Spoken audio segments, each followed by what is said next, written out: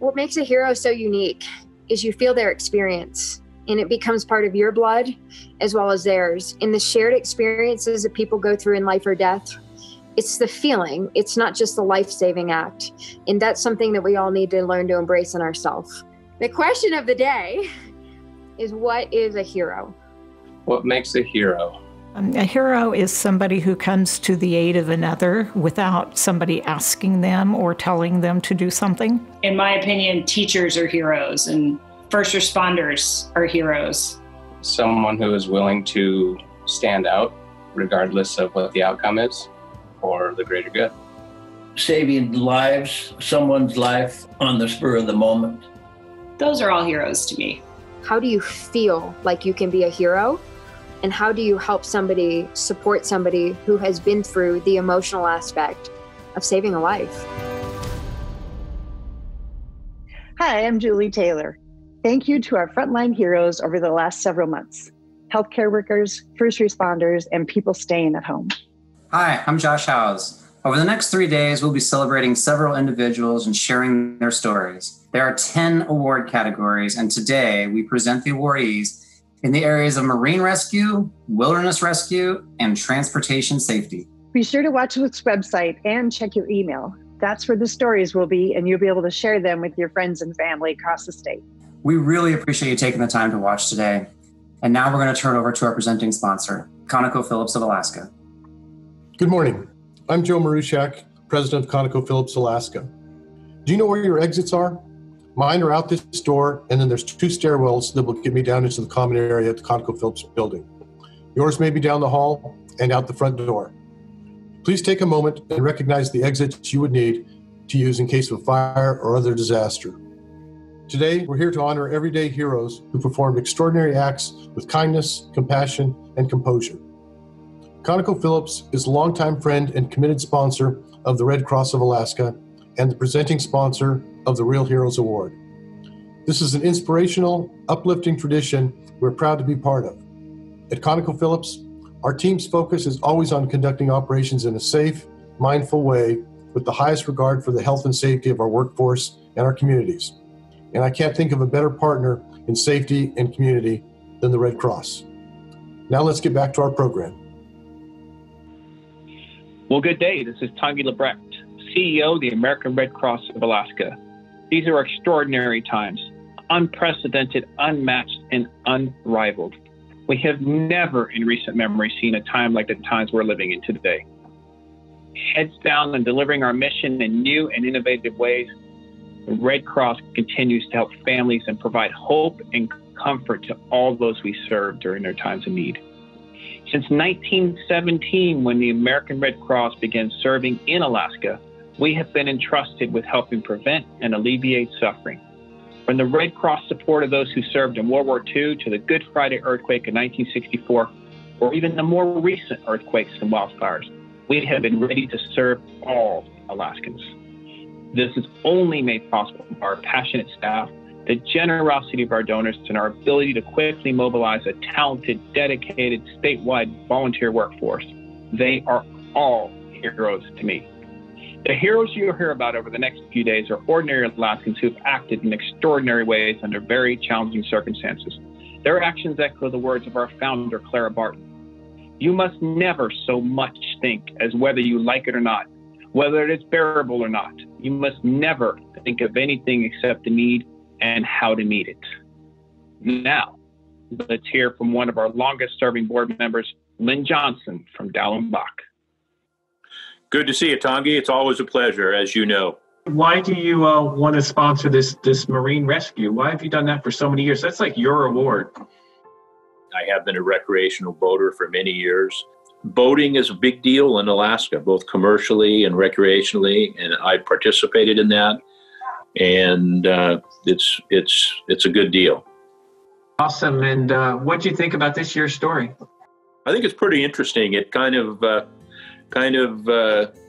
drives home common people doing uncommon acts of valor, and that's obviously was the case with Charles and Colleen.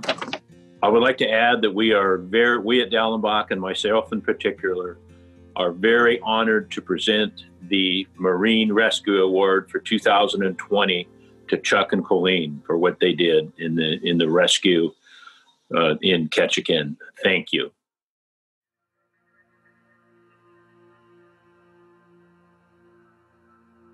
And out of the corner of my eye, I saw a motion, and then an airplane coming in at an extremely steep angle and a huge splash. We were coming back from a trip. I was on the boat with my wife. We were just the normal cruising back. I saw it sink just in a minute or two. The fuselage sank.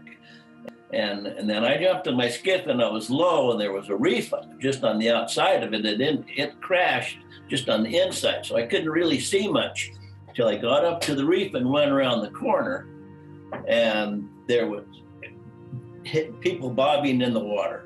The first people that when I got to them, they were probably 50, 60, 70 yards from the beach, but they weren't strong enough to head to the beach. I reached down and grabbed his coat and pulled him up because he was just going down. And I put his hand on one of the handles on my skiff. So I had two of them on that side, and there was another couple in another 20 yards from me, and I motored over to them and did the same thing. And then there was four people, and I just motored into the beach. In the meantime, and I don't really remember exactly here.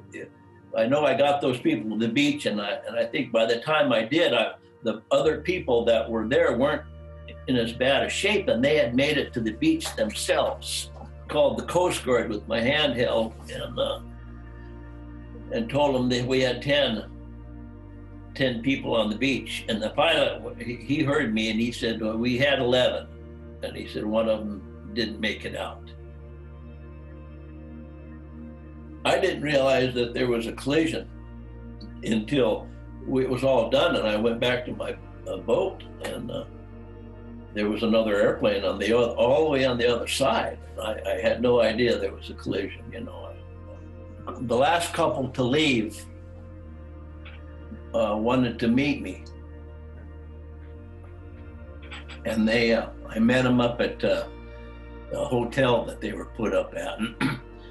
And I didn't realize this until she told me, but she had given up.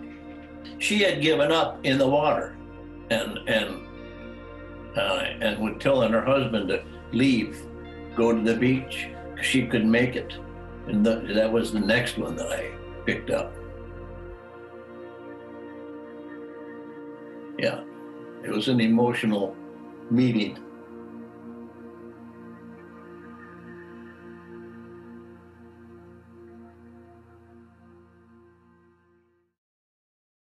Now, normally we would be gathered together physically, bright and early, at breakfast to celebrate these truly amazing Alaskans. But as we know too well, this is not a normal year as our state and our country and really the world respond to this COVID-19 pandemic. But what we learn during extreme challenges like this, whether it's a health crisis, an earthquake, a devastating fire, is that the Alaskan spirit of resolve, courage, community, ingenuity, perseverance, and resiliency is unbreakable today, as it always has been in the past. I think in many ways it's stronger. The American Red Cross is there for us in our darkest moments and helps give us that resiliency. The American Red Cross is there to share warm words, supplies, a gentle hug, whatever we may need. And we don't even have to ask. What the Red Cross knows so well is the importance of being prepared, being ready to react to whatever challenge is thrown our way. The Red Cross works every day to help us prepare for life's tough events, some of the unexpected ones. Just in the past year and a half, you've all been there when we had the big earthquake, the wildfires in Matsu and the Kenai last summer. When I was touring and looking at these very devastating situations, the one constant that I saw across our state was the Red Cross was there. By the way, not just Alaskans, people from all over the country surging to Alaska to help us. The heroes being recognized this year teach us this important lesson as well. We never know when a normal day is going to turn into something extraordinary for ourselves or others.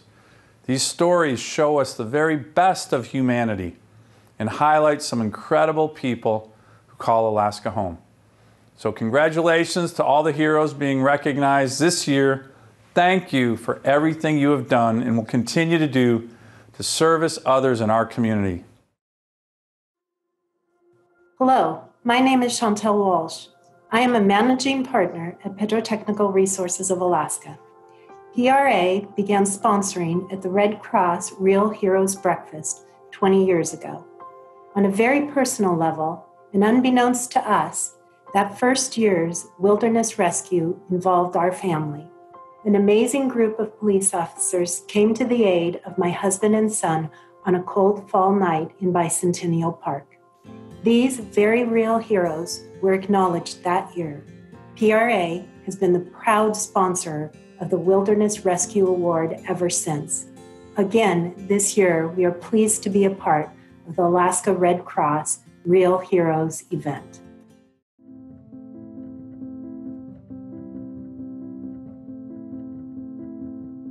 And as I was going up the mountain, about halfway through, I looked up and saw two legs kicking up out of snow. Realized there was somebody buried in the avalanche. My name is Alex Kuprienko, and I develop software in Anchorage. The weather that day was really warm. It was actually above freezing, so it was like 34, 35 degrees. It was super windy, but warm at the same time, and I wasn't even wearing my gloves. Started hiking up towards Flat Top. As I was hiking through the mountains, I was kind of looking up just to make sure, there's nothing that's too dangerous, overhangs or anything like that. Saw two legs kicking up out of snow. Realized there was somebody buried in the avalanche. At first, the situation didn't make any sense because there was nobody else around. My first thought was, it's a kid, just playing in the snow, digging through the snow. Maybe he got a little stuck or something. Because obviously, as I got closer to him, I realized he was struggling to get out of snow. What was going through my mind at that point, get to his airway, make sure he can breathe. That was like number one for me. I think the second thing was like my hands were getting frozen, so I had that thought of pulling out my gloves in the backpack. But then, like I said before, I was thinking, he's probably feeling way worse than I do right now, so I was kept on just clawing at the snow. Dug him out fairly quickly, tried to warm him up. I gave him my jacket, this hat. Took him down the mountain, and as we were walking down the mountain, I called 911. And by the time we got to the parking lot, the fire department showed up and the rangers showed up, and we went from there.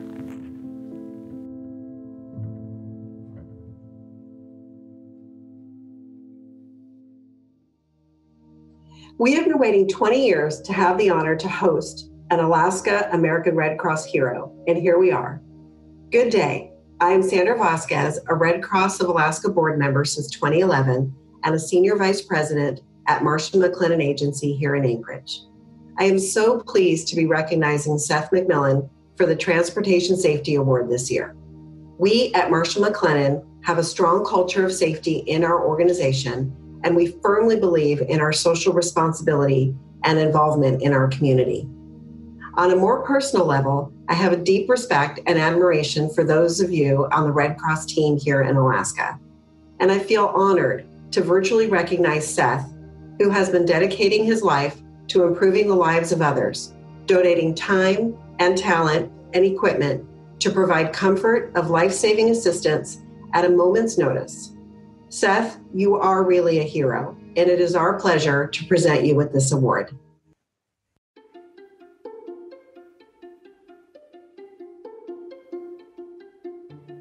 My name is Seth McMillan. I work for the Anchorage Police Department, and I'm currently assigned to the SWAT team.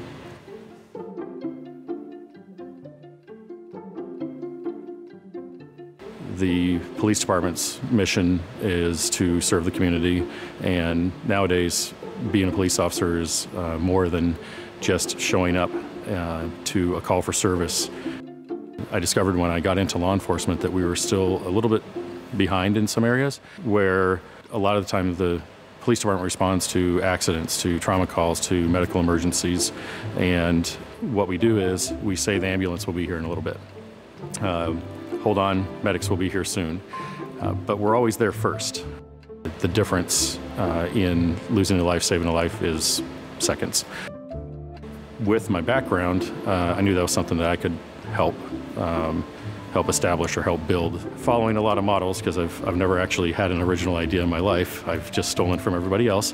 I and others developed the TEMS program for the Anchorage Police Department. We went from having basically a basic first aid course built into our academy to what is now 3 days of pretty high-intensity trauma training. So now all of our police officers carry tourniquets. They carry coagulant bandages for packing wounds. They're very aggressive in stopping bleeding. It's mostly an attitude is what it is. It's not so much carrying the equipment, but it's the willingness to do it. I encourage people to remember that if you do have this set of skills, you have the opportunity to intervene in somebody's life, change the course of their life, maybe save their life.